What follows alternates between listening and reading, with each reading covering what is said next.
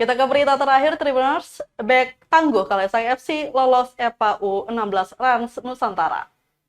Masuk saat, bareng saat, Usai seleksi nasional di Lampung Selatan pada 23 sampai dengan 24 Agustus, 30 pemain lolos dan resmi bergabung ke Elite Pro Academy atau EPA U16 Rans Nusantara. Dari 30 itu ternyata nama bek muda dan tangguh Kalesang FC M. Juni Artakai Supi juga terpampang dan bakal mengarungi kompetisi EPA U16 musim 2023-2024. Koordinator EPA RAN Nusantara Zona Maluku, Rinto Lewen, mengaku jumlah keseluruhan yang mengikuti seleksnas yaitu 500 orang.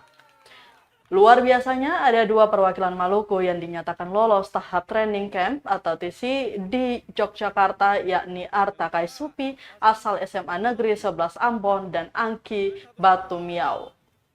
Ia mengungkapkan keseluruhan pemain akan diperkenalkan atau di-launching tanggal 7 dan bertolak ke Yogyakarta tanggal 8 September nanti.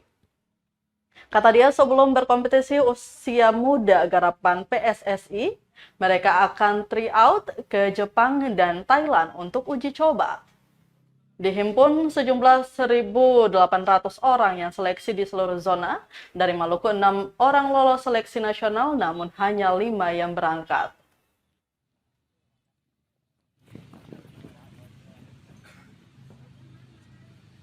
Oke.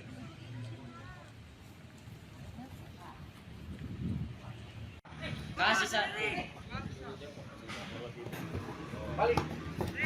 Terus, lihat lagi. Nah, datang satu aja. Datang lagi. Gini bahaya. Sul.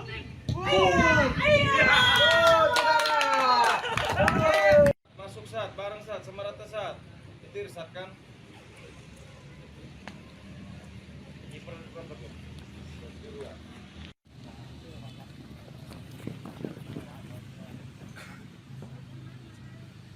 Oke.